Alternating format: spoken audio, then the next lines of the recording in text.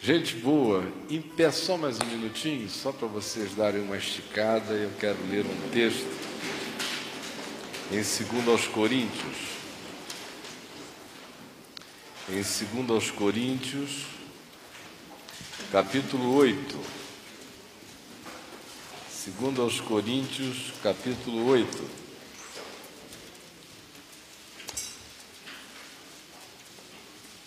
Do verso 1 até o verso 15, segunda epístola de Paulo aos Coríntios, capítulo 8, do verso 1 ao verso 15. Embora eu queira me concentrar exclusivamente nos versos 8 e 9, mas esse contexto é importante para que todos se situem acerca do pano de fundo histórico que levou Paulo em tratando de uma questão tão comezinha como doações, dinheiro, contribuição, projetar-nos para uma dimensão tão sublime que é a que aparece nos versos 8 e 9. Mas ele está aqui conversando com os irmãos de Corinto sobre a graça de Deus de contribuir. Eu tenho um livro escrito a respeito, dos capítulos 8 e 9 de 2 aos Coríntios, que eu escrevi no ano de 86, chamado Uma Graça que Poucos Desejam. E aqui nesse contexto, Paulo está se referindo à disposição que os irmãos da Macedônia tiveram, mesmo na pobreza deles, diferentemente dos da igreja de Corinto, que era uma igreja bem mais abastada, mas eles tiveram de reunir tudo o que eles tinham e ajudar os que estavam necessitando. Diz assim: também, irmãos, vos fazemos conhecer a graça de Deus concedida às igrejas da Macedônia, porque no meio de muita prova de tribulação, manifestaram abundância de alegria, e a profunda pobreza deles superabundou em grande riqueza da sua generosidade. No meio da tribulação, eles tiveram abundância de alegria no contribuir, de modo que isso gerou o fato de que a profunda pobreza, para se designar como profundo uma pobreza, porque eles estavam empobrecidos materialmente mesmo, mas ela superabundou em grande riqueza da sua generosidade. Não é equivalente ao que se tem, é equivalente ao que se produz, é equivalente a quem se torna, aquilo que gera em nós. Porque eles, testemunho eu, Paulo, na medida das suas posses, e mesmo acima delas, se mostraram voluntários, pedindo-nos com muitos rogos, ou seja, implorando a graça de participarem da assistência aos santos que estavam em necessidade, longe deles. Embora essa fosse a situação deles, de profunda pobreza. E não somente fizeram como nós esperávamos, mas deram-se a si mesmos primeiro ao Senhor, depois a nós, pela vontade de Deus. O que nos levou a recomendar a Tito que, como começou, assim também complete esta graça entre vós, os de Corinto. Ele que foi o intermediário com a Macedônia, Paulo está dizendo: eu peço que entre vocês ele complete esta obra.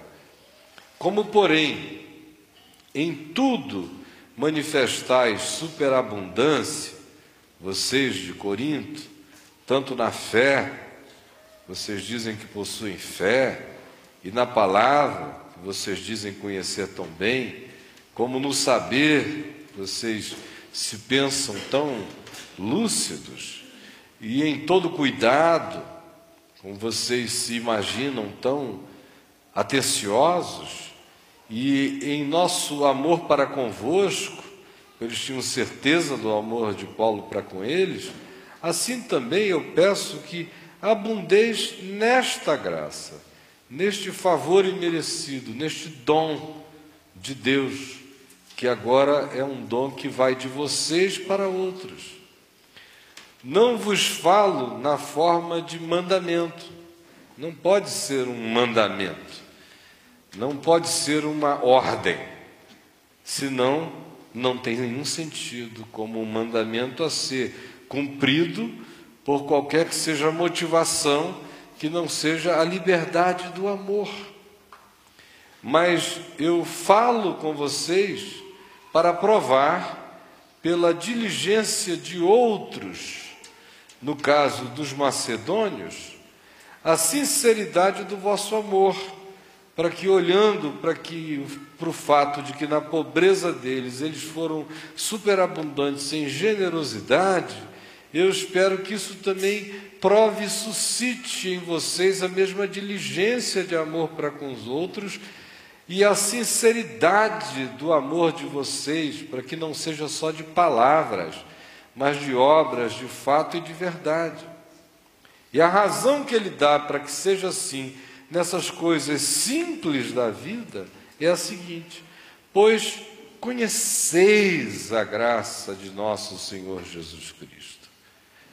Pois conheceis a graça de nosso Senhor Jesus Cristo, que sendo rico, se fez pobre por amor de vós, para que pela sua pobreza vos tornasseis ricos, não de dinheiro, mas ricos de generosidade, de fé, de amor, de conhecimento, de sabedoria, de boas obras. E nisto dou minha opinião, diz Paulo, pois a vós outros, que desde o ano passado principiastes, não só a prática, mas também o querer, convém isto: completai agora a obra começada, para que, assim como revelastes prontidão no querer, no desejar, assim aleveis esta obra que em vocês já tem uma vontade positiva.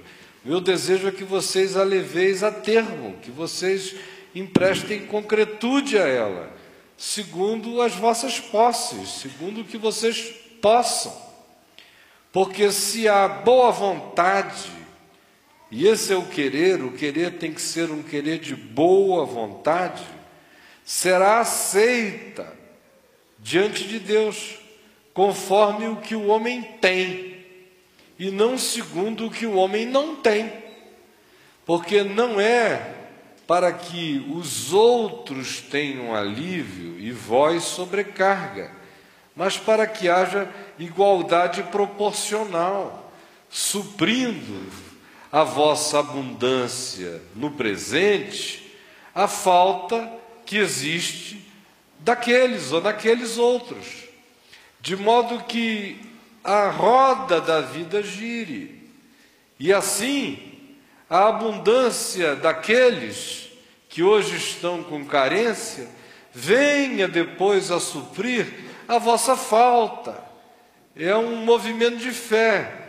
Quem tem ajuda quem não tem, e um dia aquele que, em não tendo hoje, passar a ter, virá ajudar você. Esse é o ciclo da vida, esse é o rio da vida. E assim haja igualdade, como está escrito: o que muito colheu não teve demais, e o que pouco colheu não teve falta. Senhor Jesus, permite que o Espírito do Evangelho nos penetre a consciência. É o que eu te peço, em teu nome. Amém. Podem assentar-se.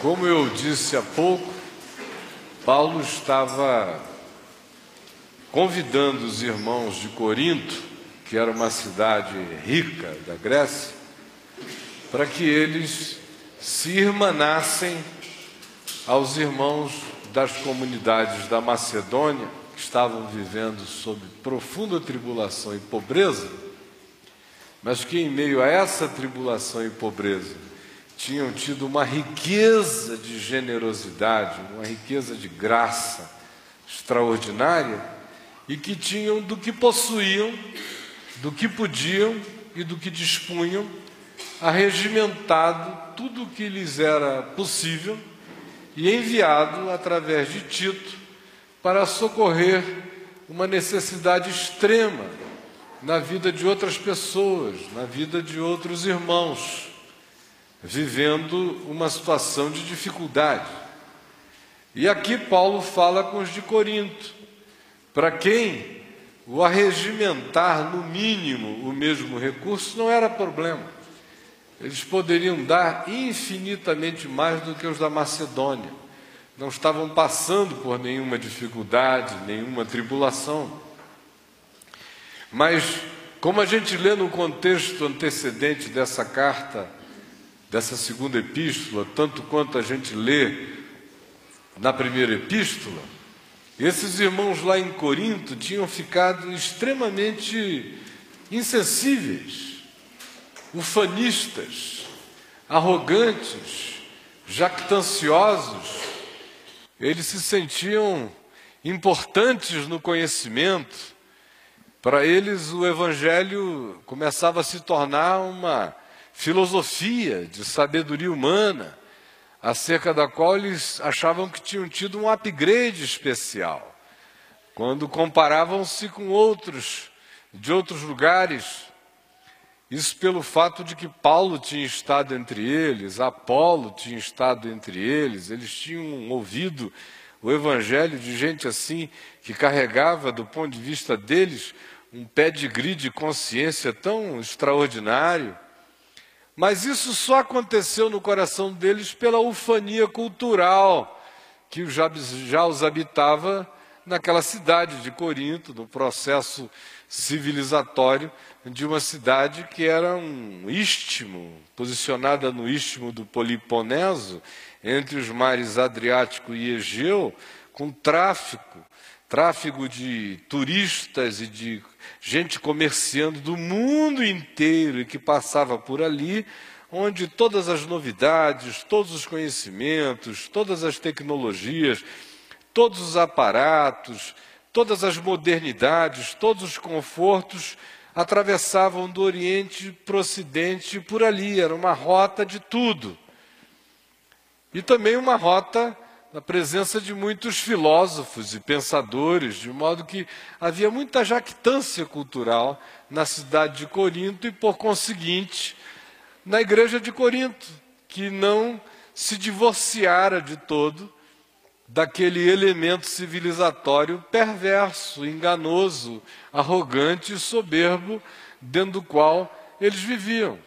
De modo que Paulo fala aqui com uma determinada ironia, quando diz: olha, eu sei que vocês estão cheios de fé, de sabedoria, de conhecimento, de boas obras, tudo isso.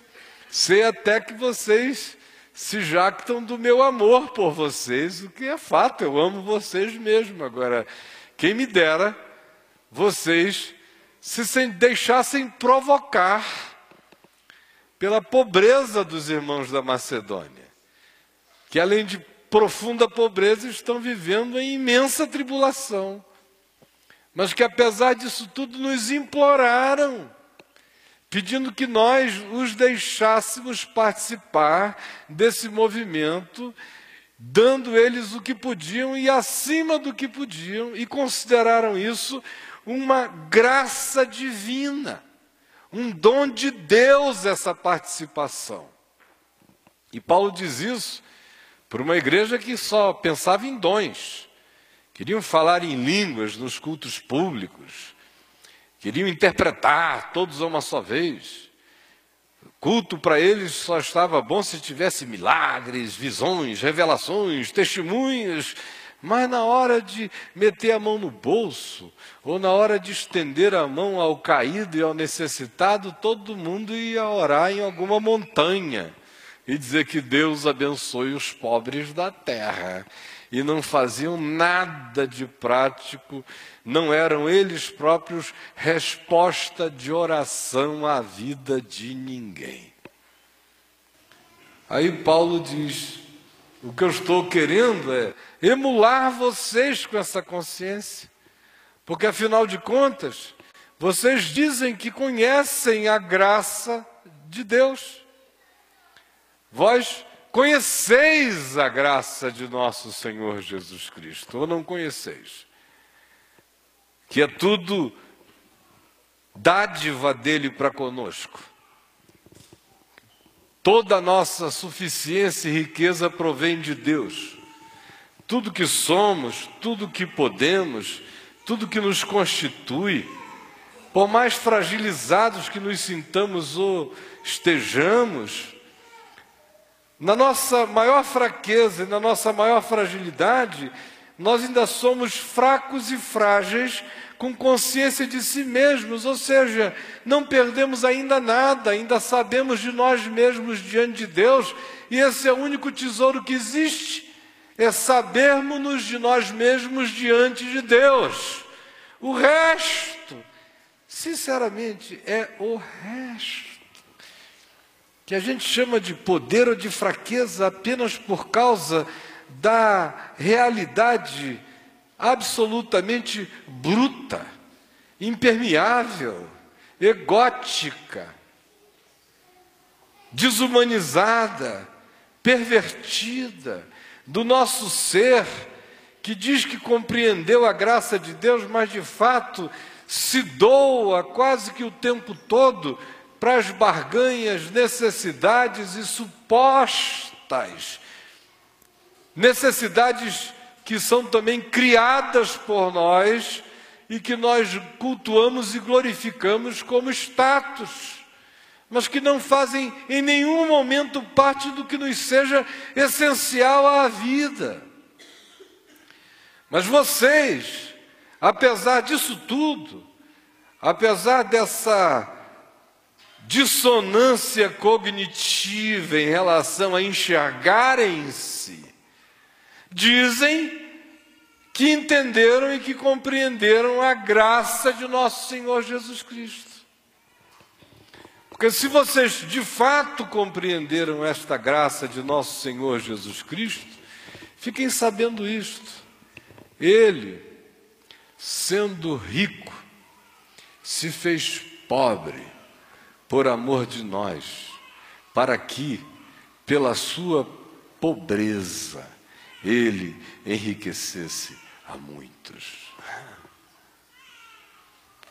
Eu me lembro, praticamente invariavelmente, todas as vezes que esse texto me vem ao coração, de uma experiência absolutamente íntima da minha vida e da constituição do meu ser como pessoa humana.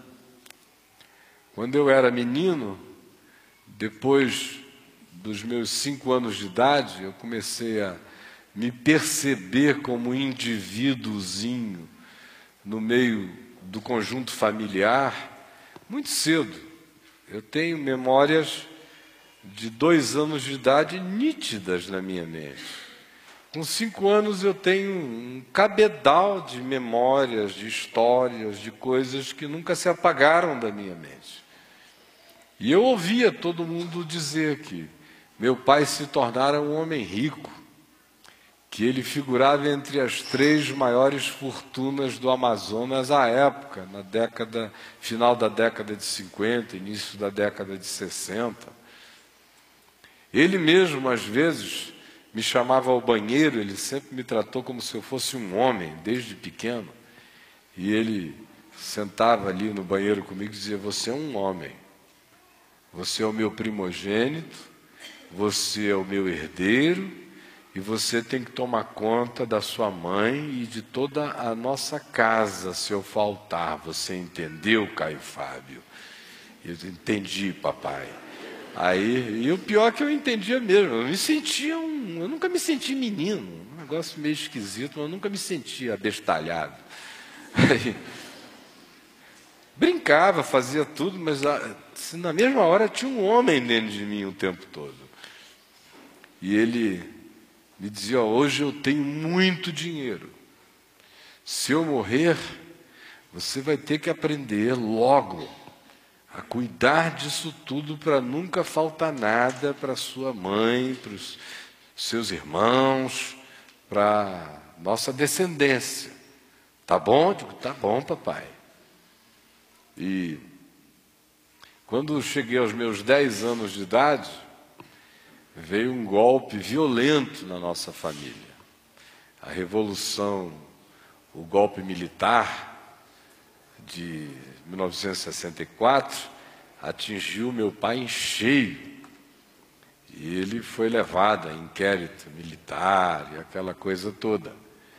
E do dia para a noite, ele não tinha perdido o que ele tinha, mas ele estava tão desesperado que já nem importava mais o que ele possuía. Aí ele saiu vendendo tudo, entregando. E havia coisas que eram concessões, concessão de televisão, o governo militar pegou, mas o equipamento ele não queria mais nem saber das instalações, nem de nada. Concessão de exploração de minério e de ouro, enorme, maior do Amazonas à época. O governo militar pegou, mas toda a infraestrutura que ele tinha construído, ele não queria saber mais de nada. E exploração de madeira para fazer papel, celulose, companhia Papel Amazon, e pau rosa, da qual também procedia perfume, perfumaria. Não queria saber de mais nada, nem da planta industrial, nem de coisa nenhuma. Isso tudo adivinha do escritório de advocacia dele. Ele era um homem muito esperto, advogado dos governadores e prefeitos, políticos, senadores, industriais. Tudo passava pela mão dele. E ele não queria mais saber do escritório. E se sentiu tão humilhado, com a cara na primeira página dos jornais, e ele dizia: eu cometi muitos pecados na minha vida até aqui, mas nenhum desses pelos quais eu estou sendo acusado. E o que deu nele uma vontade enorme de deixar o Amazonas e ir para o Rio de Janeiro. Aí ficamos 2 anos em Copacabana, durante cujo tempo a minha mãe me dizia todos os dias: cuidado com seu pai, porque ele está para se suicidar. Aí eu ficava ali de cão de guarda dele o dia inteiro, meu Deus, meu Deus. E até quando eu ia jogar bola, eu fazia pepé lá na rua, assim, dizer: Jesus salva meu pai, Jesus salva meu pai, Jesus salva meu pai, Jesus salva meu pai. Era pepé o dia inteiro: Jesus salva meu pai. Ele me levava para jogar bola na areia de Copacabana, eu jogava no bola e olhando para ver se ele estava lá, sentado no mesmo banco. E se ele saísse do lugar, eu já parava tudo: cadê? Papai, cadê você? Aí, por que, meu filho? Não, nada não. Você está bem? Tá, então tá legal. Então, era uma angústia horrível. Foram 2, 3 anos horrorosos. E aí, mudamos para Niterói, e já em Niterói, ele voltou a advogar. E com 1 ano e meio de advocacia, eu vi a capacidade gigantesca que ele tinha e o dom de fazer dinheiro. Porque ele começou a advogar em Niterói como quem não queria nada. 1 ano e meio depois, as pessoas já diziam, os meus parentes e amigos, os pais deles diziam: o escritório do pai do Caio já é o 2º da cidade.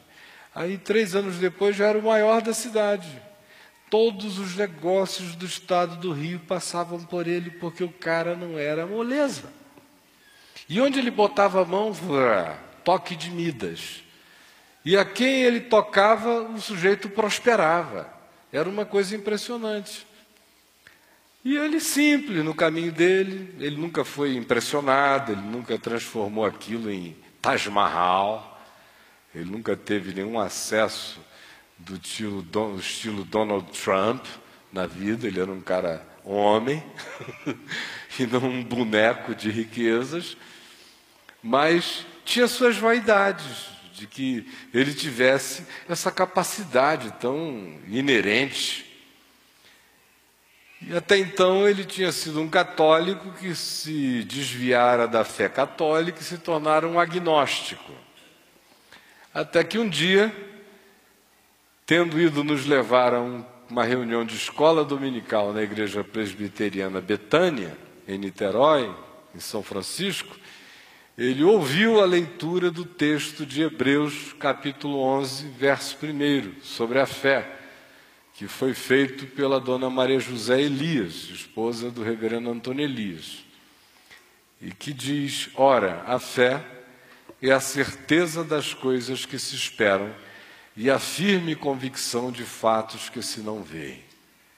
E ele, que estava escondido atrás da porta principal da capela, ouvindo e vendo aquilo por uma nesgazinha, porque ele não queria ser percebido, ele morria de vergonha dos crentes. Disse: meu Deus, que povo mais estranho, burro e alienígena. Eu nunca serei um crente na minha vida, ele dizia. E consentia que a mamãe fizesse parte dessa burrice, porque já era uma tradição familiar que vinha da minha avó, mas ele mesmo jamais cairia numa esparrela daquela. Ele dizia que a Bíblia era o fruto da mente perturbada, histérica e nervosa dos hebreus. Por isso ele não ia perder tempo lendo as Escrituras. Mas nesse dia, o que aconteceu é que o texto de Hebreus, no capítulo 11, chegou a ele com uma força tão extraordinária e o atingiu com um poder tão significativo que ele, primeiro, entendeu aquilo tudo como tendo sido um impacto intelectual que o texto tinha lhe causado. Isso não é possível que um assunto de natureza filosófica tão subjetivo e tão amplo como o da fé possa ser reduzido numa frasezinha dessa. Ora, a fé é a certeza das coisas que se esperam e a firme convicção de fatos que se não veem. Que coisa extraordinária! Aí guardou o texto, Hebreus 11, 1. Chegou em casa, entrou no carro, ficou quieto, não disse nada a ninguém. Nós voltamos sem saber de nada. Ele nos dirigiu até a nossa casa e veio aquele almoço de domingo. Quando acabou o almoço, ele falou à minha mãe: ô Laci, você podia me abrir aí essa sua Bíblia em Hebreus 11, 1? Minha mãe, coitada, quase cai da cadeira. Eu fiquei com palpitações. Eu digo: o que será que está acontecendo aqui? Aí lá veio ela, assim, meio sem graça, né? Não entendendo nada. Bom, está aqui, Caio, Hebreus 11, 1. Muito obrigado. Aí nem levantou do lugar onde estava à mesa. Aí leu, capítulo 11 todo de Hebreus. Tudo sobre a fé. Vai descrevendo a história dos homens e mulheres de fé, até aqueles dos quais o mundo não era digno, e chega a nós hoje dizendo: eles sem nós, todavia, não seriam aperfeiçoados. E aí ele disse: mas que coisa, que estilo literário, shakespeariano. Quem foi que escreveu Hebreus? A mamãe disse: não sei, dizem que foi Paulo, outros dizem que não se sabe ao certo. Não, é um cara shakespeariano. Livro interessante a Bíblia, eu vou ler todo. Aí veio aqui para o Gênesis. Aí a minha mãe, muito esperta, falou: eu conheço a cabeça dele, ele é crítico pra caramba. Gênesis ele até que vai topar. O Êxodo, ele já vai achar que esse negócio de abrir o Mar Vermelho, ele é muito racionalista. Mas se ele sobreviveu ao Êxodo, ele morre no Levítico. Assim, advogado, com aquelas leis lá, de se um cachorro fizer isso, mata, não sei o quê, ele todo humanista, não vai dar certo. Ele falou: olha só, Caio, esse é um livro diferente. de todos os outros. Esse aqui, para a gente entender o começo, a gente tem que ler primeiro o fim. Então, eu queria dizer o seguinte, lê aqui de Mateus para frente, olha, até o Apocalipse.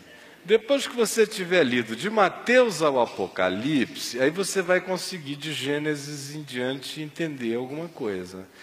E o pior não é isso, ele acreditou na mamãe. Aí ele começou a ler Mateus, Marcos, Lucas, João. Chegou no capítulo 19 de João, 3 horas da manhã, mais ou menos. Ele começou a ler 1h30, 2 horas da tarde. Vocês vejam que não é muita coisa a ler. É curto. A gente não lê porque a gente não quer. Porque se a gente quisesse, lia o Novo Testamento toda semana, se a gente quisesse. Aí ele começou a ler. 3 da manhã ele estava em João 19, e olha, dando umas meditadas. Aí era a 4ª vez que ele lia sobre a crucificação de Jesus, a morte de Jesus. Uma em Mateus, outra em Marcos, outra em Lucas, agora em João. E ele disse que quando chegou aquela 4ª vez, caiu sobre ele aquela consciência absolutamente esmagadora de que Jesus não tinha morrido por causa dos judeus, nem por causa dos romanos, não era um problema do Sinédrio, nem tinha sido frouxidão de Pilatos. Ele disse que entrou na cabeça dele aquela consciência esmagadora de que ele tinha matado Jesus. Eu, Caio, matei Jesus. Jesus morreu por mim. Eu sou o assassino de Deus. Se um cara que chega a essa conclusão, lendo de 1h30, 2 horas da tarde até 2 da manhã, entendeu que tem gente aqui que não entendeu até hoje. Eu matei Deus em Cristo, não foi ninguém, fui eu. Se não houvesse mais ninguém no planeta, só eu, teria acontecido isso. Porque eu tenho feito esse homicídio divino todos os dias na minha vida, por vários modos e de várias formas diferentes, quando eu recuso amar o amor e acolher o amor, e a verdade, e a piedade na minha vida, e cultuo outras coisas, eu mato a graça de Deus aos homens. E ele se ajoelhou ali, na mesma hora, sozinho, e começou a dizer: Jesus, me perdoa, Jesus, eu te matei, me perdoa. E ele disse que estrondava dentro dele uma voz poderosa, que lhe perguntava: e tu perdoas os teus inimigos? Ele tinha deixado em Manaus 8 inimigos, aos quais ele dizia que se encontrasse ele matava. Ele que nunca fora disso, aqueles 2 anos em Copacabana ele andava armado, ainda para aumentar a minha agonia. Ou ele usa essa arma para dar um teco na cabeça, ou se encontrar um amazonense desse em Copacabana, e Copacabana era uma república de amazonenses na década de 60, meu Deus, vai ter uma tragédia da rua. E aquela voz a ele: e tu perdoas os teus inimigos? A ele de novo: Jesus, me perdoa, Jesus, chorando.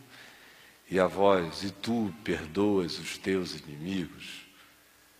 E ele diz que pela 3ª vez ele pediu a ele, a Jesus: Jesus, me perdoa. E aquela voz rebumbou dentro dele de novo: e tu perdoas os teus inimigos? E ele levantou dali, havia mais, mas ele separou 8 cartões de Natal, era véspera de Natal, e ele pegou 8 dos cartões que estavam sobre a mesa, em branco ainda, e escreveu uma mensagem em cada um dos 8, dizendo: aquele que disse, eu sou o caminho e a verdade e a vida, me ordena a vir até a tua presença, te pedir perdão por todo o mal que eu te possa ter feito, e a dizer que tu estás perdoado de todo o mal que tu possas me ter feito, desde agora e para sempre, em nome de Jesus, Caio. Mandou para os 8. 6 responderam imediatamente, aceitando. Um pegou um avião e foi até o Rio abraçá-lo, e apenas o 8º disse que homem que era homem não se retratava, mas ele não estava nem aí. Literalmente, eu assisti um ser entrar em estado de levitação. Parecia que ele não tocava mais o chão, que ele estava andando um palmo acima do chão. Sabe aquela bobeira santa quando cai sobre um cara? Andando na rua, todo mendigo existia para ele. Todo. Aí ele parava em cada lugar com cada um. Como é seu nome? E vai. Toda criança existia para ele. Todo pobre era um rei para ele. Todo ser humano tinha uma primazia absoluta. Ele ficou tomado de um olhar de perplexidade, de amor e de graça em todas as direções. Aí advogar para ele se tornou um problema muito sério. Porque ele dizia, eu sou um advogado bom desse jeito, porque eu também sou um mentiroso maravilhoso. Então dou nó em pingo d'água.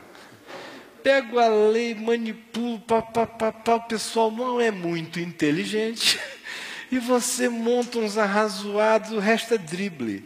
Vapo, e pá, é só dinheiro no bolso, e pá, cada honorário fabuloso. E agora?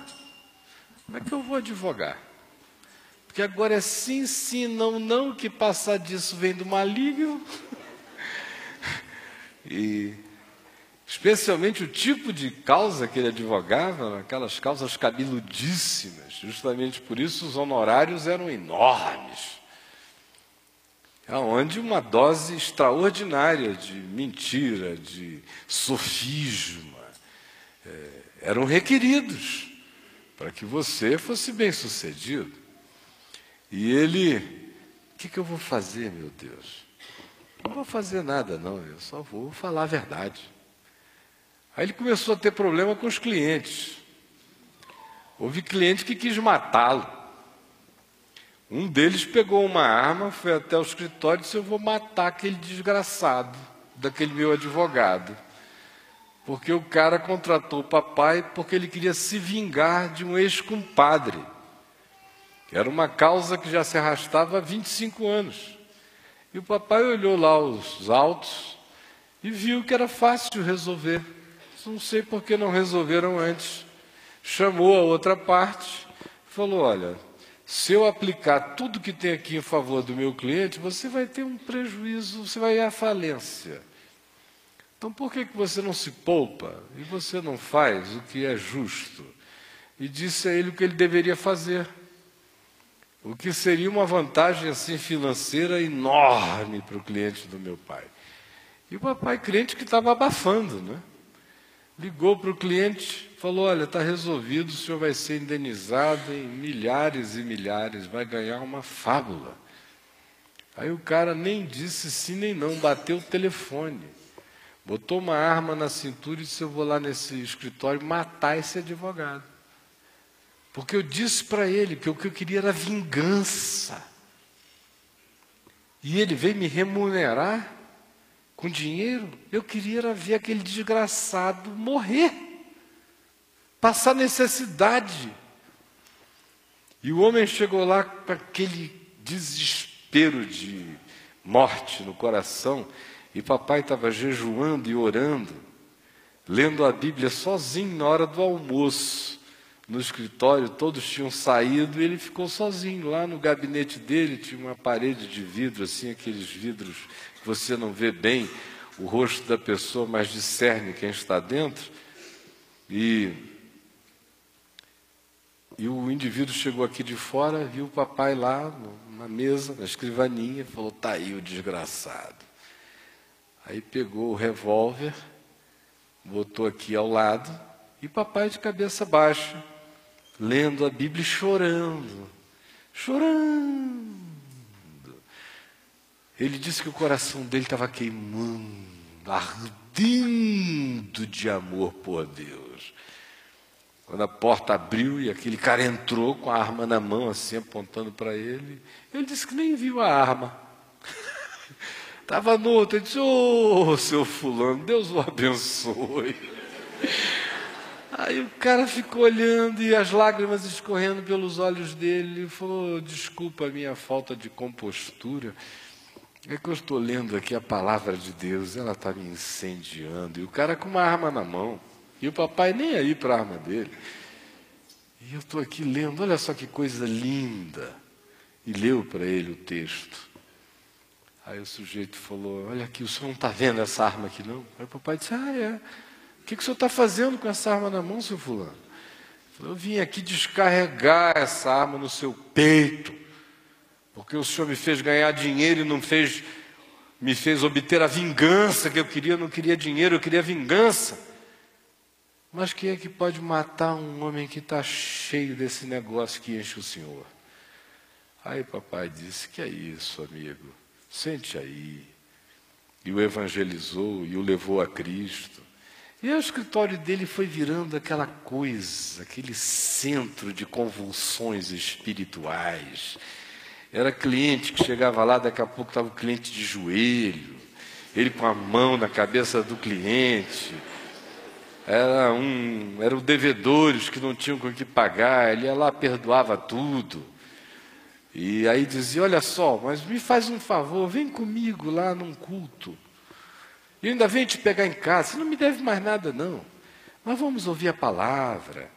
Ou então, é a história daquele indivíduo que devia a ele um dinheiro grande e nunca o remunerava, mas ele tinha mais um sócio no escritório, bem minoritário, que era um sujeito ávido por recurso e ficava enchendo a paciência dele. Mas, doutor Caio, eu sei que o senhor não está nem aí para dinheiro, mas eu gosto. Então, só a minha parte.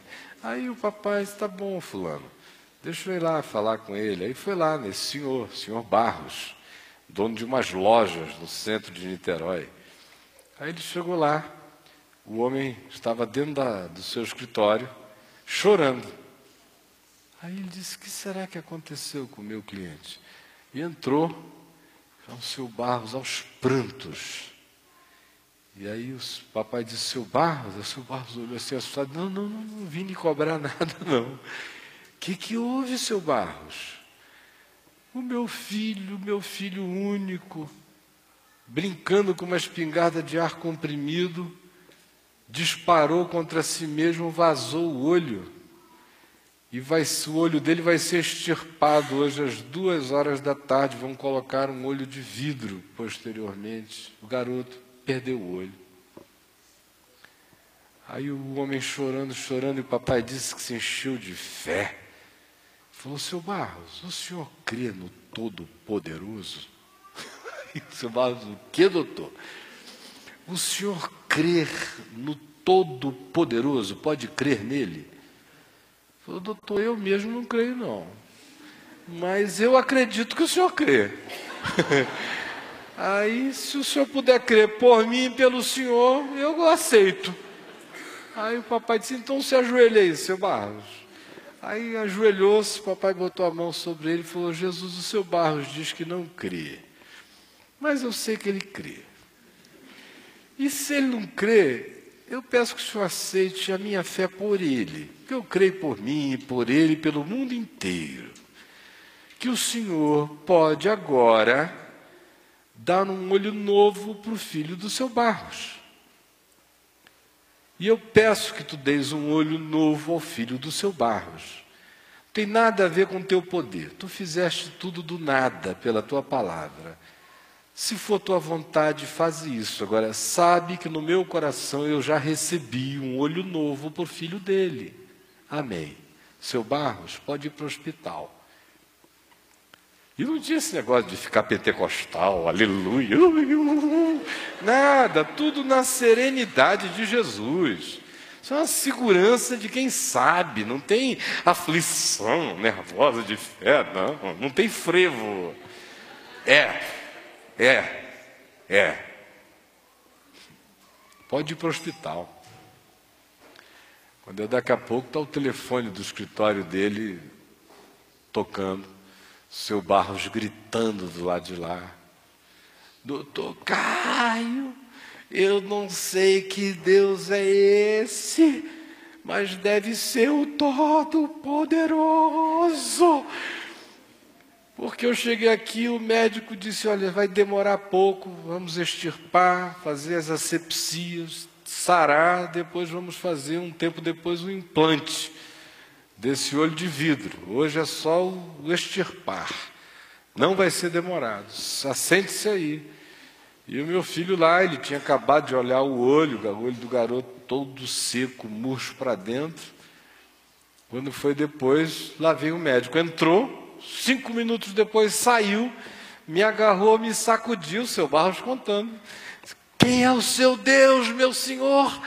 Quem é o seu Deus? O seu Barros, o meu? Deve ser o Deus do Tocaio. Por quê? Porque o seu filho está com um olho novo. Um olho novo. E isso foi virando assim, bolacha Maria. Foi virando creme cracker. O extraordinário da graça de Deus foi ficando ordinário para todo lado.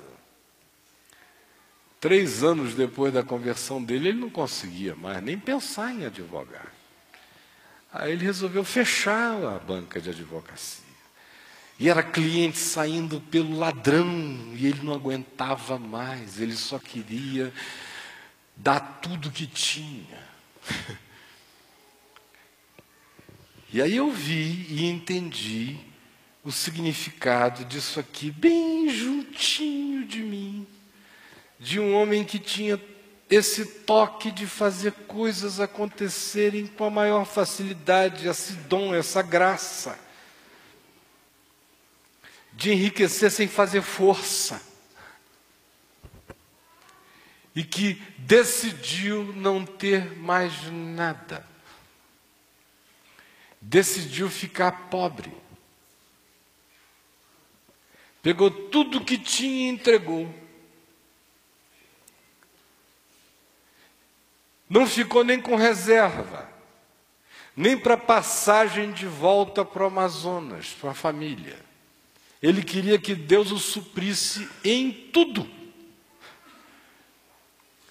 Até para retornar, porque ele agora tinha ouvido uma palavra de Deus que dizia ao coração dele, falou audivelmente com ele: vai, volta para os teus, e prega para aqueles do meio do teu povo que nada sabem de mim, especialmente os mais desfavorecidos. E como ele tinha passado boa parte da vida no seringal do meu avô, ele tinha uma paixão especial por caboclos e indígenas. E ele disse: então eu te peço, Senhor, que tu me des um barco, que eu aparelhe para ser assim um pequeno hospital de cuidados, porque eu vou pelos rios da Amazônia pregando e cuidando dos doentes, enfermos e necessitados. Sozinho. Mas não tinha dinheiro mais nem para voltar para Manaus. Isso fazia parte do conforto espiritual dele, de que Deus desse tudo. Que o dom dele de advogado não contribuísse em nada, que tudo viesse da graça. Aí eu comecei a ver, assustado, o vizinho do 3º andar. Cheguei lá em casa um dia com uma caixa desse tamanho, um senhor, um português, para quem meu pai tinha advogado, uns 5 anos, dizendo assim: ô jovem Caio, doutor Caio está em casa? Eu falei: não está. Diga-lhe ele que deixei cá esse presente para ele. Aí eu: tá bom. Ele sempre passava lá na sexta-feira, no sábado, deixava um queijo bem grandão, daqueles queijos bons, aquela cepa portuguesa boa. Aí eu fiquei até de olho naquela caixa, falei, bom, tomara que o papai chegue logo que eu vou traçar esse queijo. Eu devia ter uns 13 para 14 anos, eu vou cair de boca. Aí o papai demorando, aí até que ele chegou. Eu digo, papai, o seu José veio aí, deixou um queijo aqui para o senhor, deve ser um queijão, olha a caixa aqui, ó, enorme. Aí ele falou, pode abrir, meu filho, pode abrir, cortar e comer. Aí quando eu abri, era só grana. Assim, tipo hoje, só notas de 100, né? Aquela coisa, toda arrumadinha, novinhas as notas. Eu falei, pai, que queijão! Aí ele não entendeu nada, foi lá, fecha essa caixa porque ele deu a caixa errada. Vá lá em cima, entregue para ele a caixa, diga para ele que ele deve ter querido deixar um queijo, trocou as caixas, vai devolver. Aí lá fui eu, apertei a campainha, carregando a caixa, cheia de dinheiro. Seu José, o papai mandou eu devolver a caixa, porque disse que o senhor deve ter deixado a caixa errada. Ele disse, não, que queijo, que nada, menino. Eu quis dar foi esse dinheiro para ele. Não tem nada a ver com honorários. Eu que estou a saber que ele quer voltar para o Amazonas, eu senti cá dentro de mim que era o mínimo que eu poderia fazer, porque já me ajudou tanto nesta vida. Leve de volta a caixa. Diga para ele que nem me telefone, que nem me faça perguntas. Aí eu voltei com a caixa. Papai, ele disse que não errou não, que é para o senhor a caixa mesmo. Aí o papai ligou para ele, não, doutor Caio, não há conversas, não há assunto, é uma coisa de foro íntimo. Até logo, doutor Caio, precisa muito bem. Pô. Aí nós fomos para o Amazonas, chegamos lá com aquele dinheiro, ele comprou um terreno, que era um centro de macumba. Todo mundo dizendo, mas o senhor vai comprar o centro? Ele falou, mas a macumbeira quer me vender barato. Mas o senhor não tem medo de tanta macumba? Que medo? Eu sou de Jesus. Quem tem que ter medo de mim é a macumba. Eu, medo de macumba, que nada. Já está santificado, comprou a esquina da macumba, da Cachoeirinha, Urucará com até fé, só tinha macumba. Depois eu comprei o terreiro ao lado e fiz a minha casa do lado da dele, no outro terreiro. Aí comprou e ficou construindo aquilo ali com dinheiro que vinha de envelopes estranhos, de carro que passava na rua e subia nota assim de dinheiro, 2, 3 notas, do nada, na frente da casa, assim. Eu disse, que coisa esquisita. Aí pegava o dinheiro e comprava 100 tijolos, comprava não sei o quê, foi fazendo assim, batia uma laje, aí a chuva ia cair, aí ele orava e dizia, Jesus, se essa chuva cair, vai acabar a minha laje. Mas se cair, vai ser bom para as árvores, para a terra, para as minhocas, para o universo inteiro. A minha laje é que vai se prejudicar, mas eu estou aqui, eu sou teu, faz o que o senhor quiser. E pasmem, saía para casa, quando voltava 2 horas depois, tinha chovido aos cântaros na cidade inteira, exceto naquele quadrante da rua Urucará com a rua Tefé, que você via a marca do corte de água no asfalto. E quem não acreditar, passe bem. Porque foi isto, e era assim que acontecia. E ele, pobre, e era endemoniado sendo curado, doente sendo curado, era aquela fila de gente, ele fazia casa enquanto orava pelos doentes, e graça superabundante. Lá em casa era só arroz com ovo, ovo com arroz, arroz com ovo, ovo com arroz, era todo dia aquele cardápio. A mamãe brincava, hoje tem arroz com ovo. Aí no dia seguinte, hoje tem uma novidade, é ovo com arroz, aleluia. E ainda um monte de gente comendo. E eu indignado, vaidoso, quando eu cheguei aos 15 anos, aqueles amigos riquinhos da cidade, porque eu era filho de um pobre que tinha sido filho de uma família respeitada e venerada na cidade, que tinha dinheiro a vida inteira, e de repente estou eu ali com aquela cultura inteira de gente abastada vivendo na miséria. E os amigos todos de um outro nível. Eu ficava indignado, ele não precisava radicalizar assim. Ame a Deus, mas nem tanto. E vendo aquela graça, e me dava um ódio fascinante. Eu fui tomado de um ódio fascinado por ele. Porque de um lado eu o aborrecia horrivelmente por ele ter feito aquela decisão. De um outro lado, ele exercia sobre mim uma fascinação divina. De modo que eu não sabia se eu odiava ou se eu beijava os pés dele.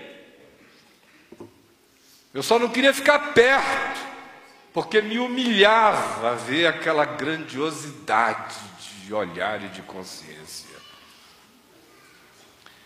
Aí você via o governador chamá-lo e dizer: olha aqui, doutor Caio, não é possível, um homem da sua inteligência não pode ficar como eu tenho sabido que o senhor tem ficado. O senhor dirige um carro aí, uma Hondinha, que tem o pneu é forrado com esparadrapo, porque o pneu do carro ia gastando, ele botava esparadrapo, ele enrolava esparadrapo, ele ia para todo lugar com aquele carro com esparadrapo no pneu. E as notícias que eu tenho é que o senhor está na periferia, abrindo uma igreja que é só um telhado de palha, cheio de pobres lá dentro, e o senhor com essa riqueza toda, o Estado quer fazer alguma coisa pelo senhor. Olha, eu decidi que eu vou nomeá-lo procurador-geral do Estado. O senhor faça uma subnomeação. O senhor não precisa aparecer aqui, bote o seu homem para fazer tudo, e o senhor vai ganhar um salário que é o mínimo que o Estado pode fazer para honrar a sua inteligência. E o papai diz: olha, eu agradeço, governador, o seu carinho, sua deferência, mas eu estaria desonrando a grandeza daquele que me chamou. E que me chamou para me tornar pobre, para enriquecer a muitos. Eu não espero que o senhor me compreenda. Eu só espero que o senhor não tente me violentar e que também não se sinta mal, nem ache que eu estou sendo ingrato com uma oferta tão carinhosa. É uma coisa que eu não posso lhe explicar. Eu não tenho mais condição de advogar nenhuma causa, senão daquele que advogou a minha para sempre.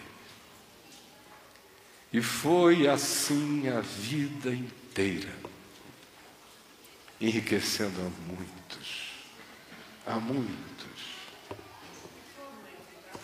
Minha mãe lá, está lá, giganta desse negócio até hoje.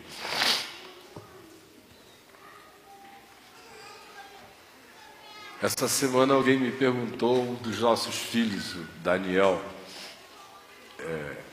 eu passei um pedacinho do filme Gandhi, lá no Papo de Graça, sobre perdão, e ele me perguntou: você já conheceu alguma pessoa que tenha alcançado esse nível assim do Gandhi?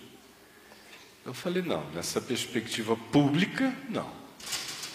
Histórica, pública, não. Mas de consciência espiritual, já. Aí ele: quem? Eu falei: meu pai. Porque o Gandhi obedecia os princípios do Evangelho. Agora, meu pai conhecia o Evangelho. E viveu isso na dimensão dele todo dia, sem fazer passeata em lugar nenhum, mas viveu a radicalidade desse amor, dessa confiança, beijando a boca de Deus, namorando o eterno todo dia.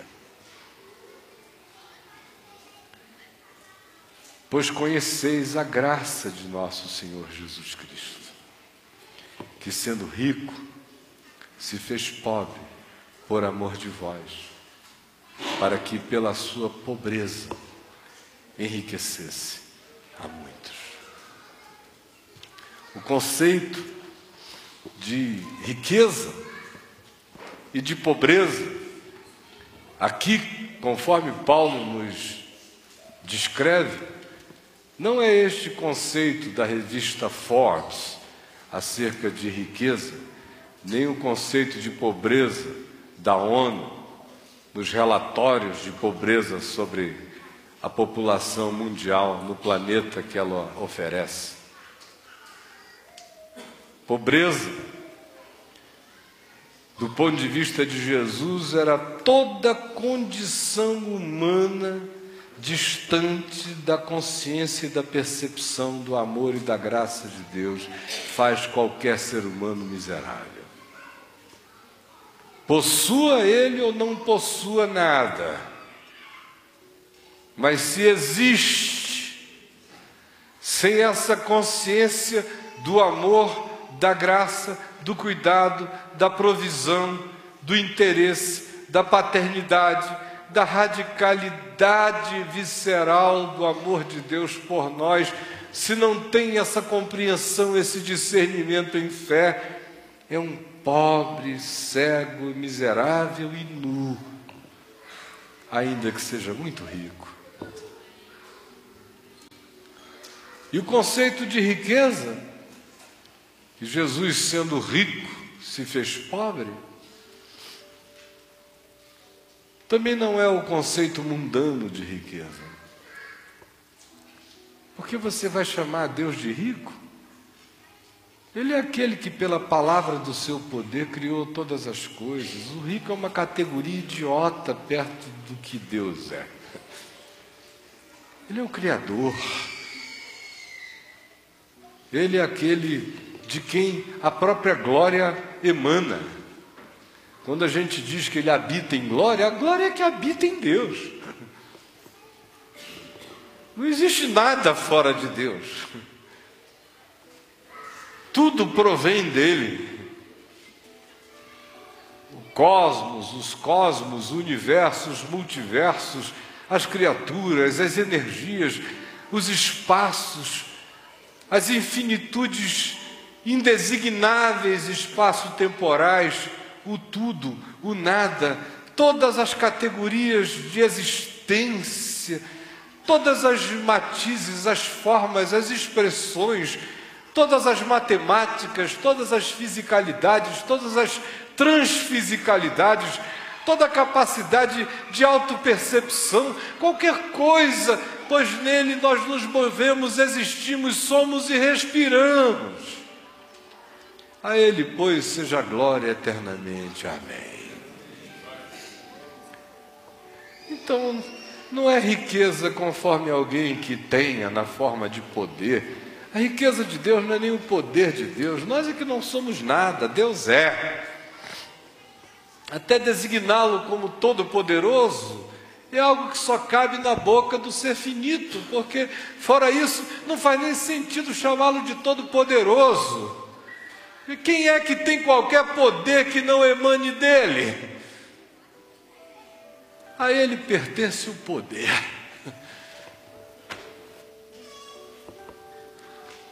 Tudo. Agora, ele, sendo tudo, podendo tudo, decidiu poder sem violentar. O diabo, por exemplo, tenta exercer o poder que tem e que advém de Deus, porque se Deus dispensar Satanás, ele seca na hora. Esse é o poder do diabo, basta Deus dizer, não existe mais, ele cai no nada. Se o diabo existe, porque o pensamento de Deus não o dispensou ainda. Por razões de um mistério que transcendem a nossa compreensão, mas nem tão difícil de compreender, porque graças a Deus, Deus não me dispensou, graças a Deus, Deus não me dispensou, não te dispensou, ou seja, não deixou de pensar em você, não desdesignou você, nem o mundo, senão tudo voltaria ao nada. De modo que eu não posso nem reclamar da existência do diabo, que é para eu não morrer junto. Eu aconselho você também a ficar na sua.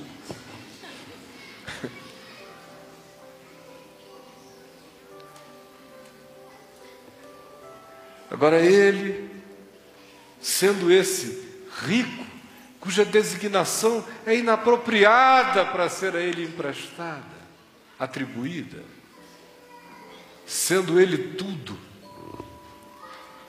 se fez humano, pobre, resolveu intervir no processo sem estrondos, sem estupros, sem exércitos, sem arrombamentos, sem bandeiras, sem emblemas, sem aparatos, sem visibilizações, sem cenografias gloriosas. Ao contrário, se fez homem, num dos lugares mais pobres daquele mundo de então.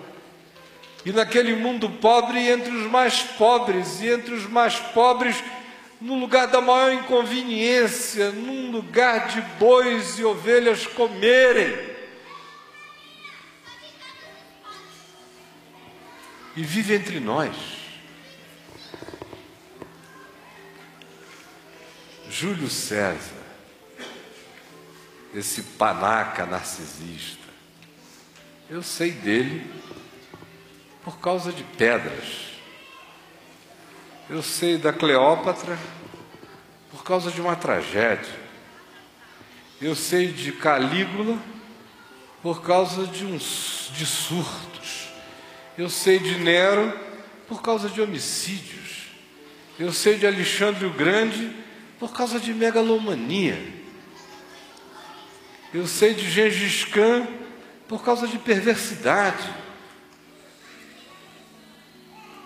Eu sei de Hitler por causa da diabolicidade que esteve entre nós na forma de um semi-anticristo.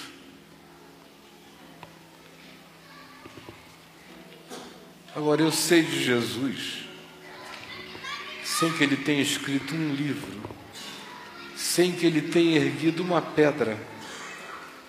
A única escrita que ele fez foi no chão, diante da mulher adúltera. Escrevia com o dedo no chão algo que ele mesmo deve ter apagado.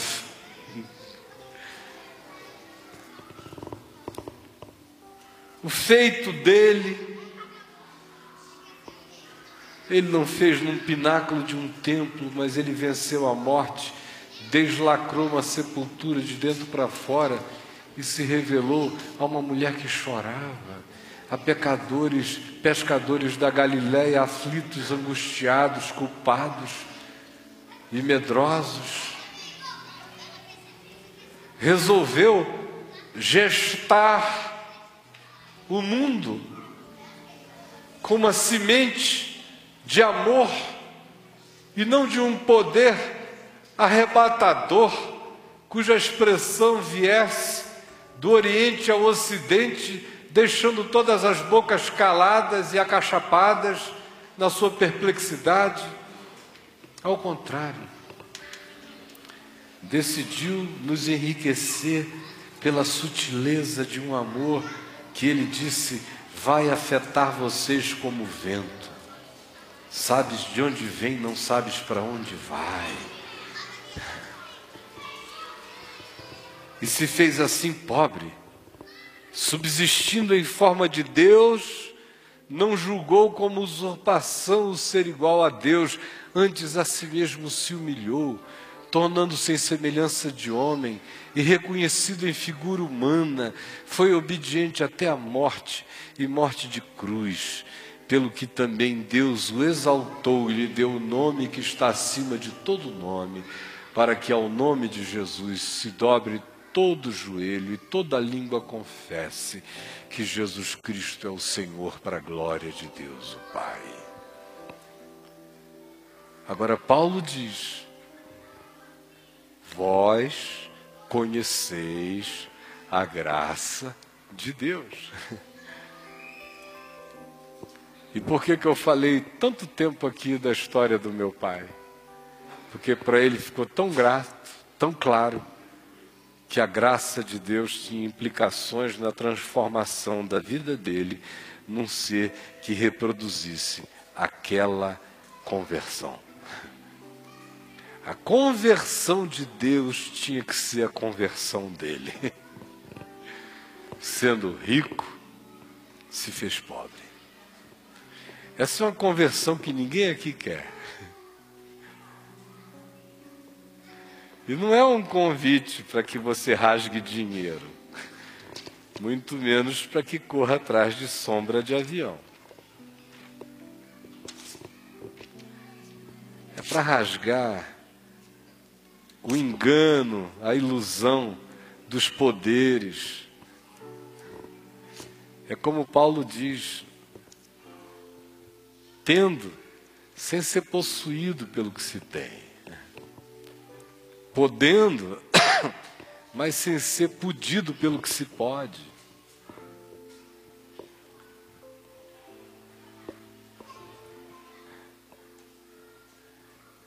É uma existência que diz, eu quero viver o processo da conversão de Deus.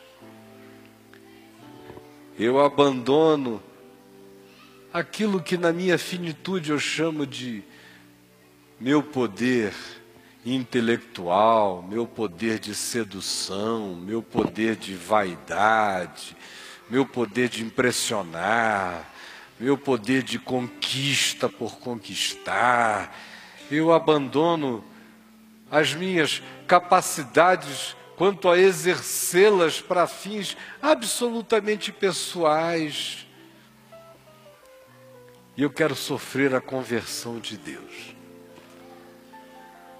Eu quero que tudo aquilo que em mim seja riqueza se converta em generosidade. Porque o processo de empobrecimento divino foi o processo da generosidade que se identificou com os não identificáveis,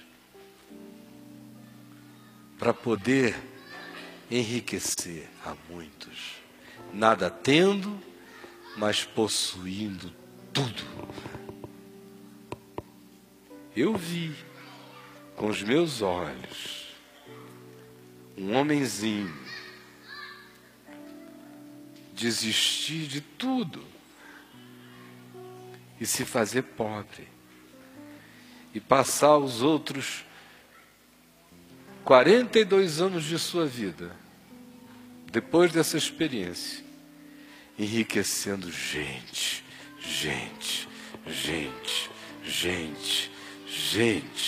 não contas, não bancos, não sistema financeiro, não seus bolsos, enriquecendo espíritos, enriquecendo almas, enriquecendo consciências, pegando do seu depósito e dando todos os dias. Um dia eu chego lá. Eu tenho tentado, desde os meus 18 anos, longe de ser com a visceralidade com a qual ele praticou de maneira instantânea, mas eu tenho tentado todo dia, tenho buscado de todo o meu coração, desistir de tudo que eu sei que eu posso, que eu conseguiria, que se eu me metesse a fazer eu faria, e eu sei que se eu me metesse a fazer eu faria milhões de coisas extraordinárias do ponto de vista mundano, eu sei. Mas eu tenho desistido de todas elas sem nenhum apego, elas me são refúgio, lixo, para fazer a viagem da conversão de Deus, que sendo rico no que podia, no que sabia, no que conseguiria, se fez pobre, para que pela pobreza, pela impotência, pela fraqueza, pela dependência, confiando só na graça do Pai, à semelhança dos macedônios que no meio de tribulação e profunda pobreza rogaram participar da obra que gerou riqueza de generosidade nos seus corações. É isso que eu peço para mim. E é isso que eu desejo a você, como bem do Evangelho na sua vida. Que você não tenha medo de viver a conversão de Deus. A conversão de Deus em homem.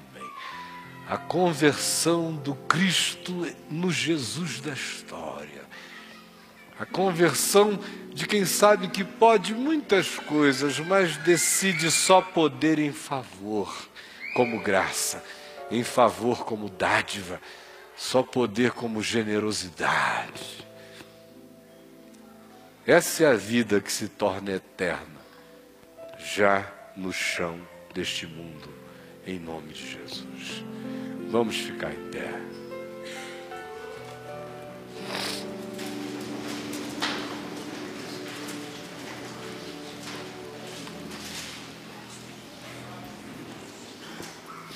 Aleluia. Vamos dar as mãos uns aos outros.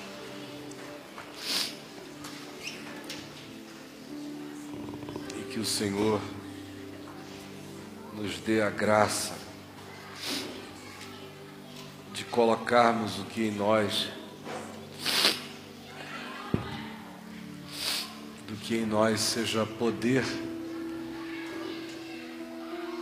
Vai desde o poder de seduzir, desde o poder de ganhar, desde o poder de se impor, desde o poder de impressionar, qualquer forma de poder de saber, de aprender, colocar esse poder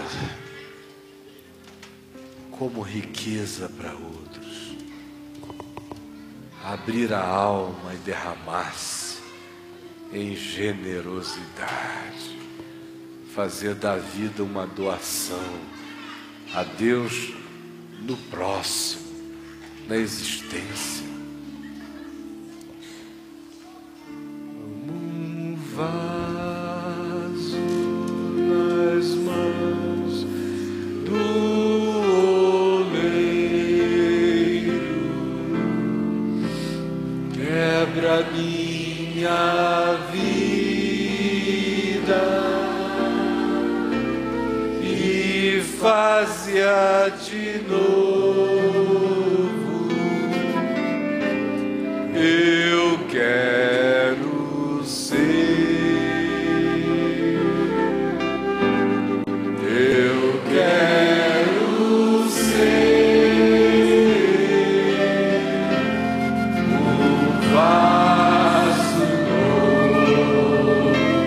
Eu quero ser,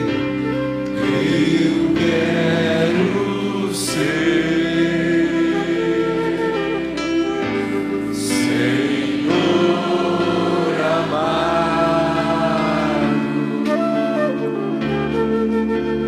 como um vaso nas mãos do oleiro, quebra minha vida e faz-a de novo. Eu quero ser, eu quero ser um vaso novo. Quebra minha vida, quebra minha vida e faz-a de novo. Eu quero ser, eu quero ser um vaso novo.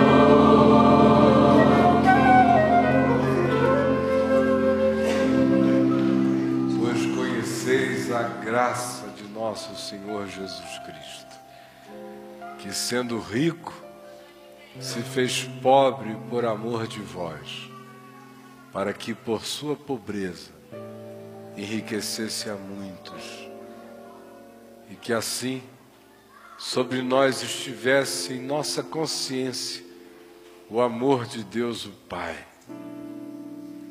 e assim se instalasse em nós a riqueza abundante da graça de Deus o Filho, e que assim em nós pudesse transbordar em dons, em expressões, em pensamentos generosos, em ações frutuosas, o poder do Espírito Santo sobre mim, sobre nós aqui, sobre todo aquele que seja povo de Deus em toda a face da terra.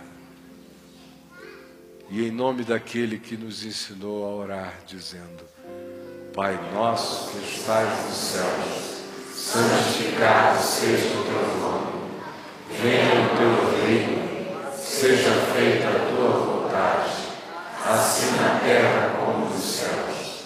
O pão nosso de cada dia nos dá hoje, perdoa as nossas dívidas, assim como nós perdoamos os nossos devedores. Não nos deixes cair em tentação, mas livra-nos do mal, pois teu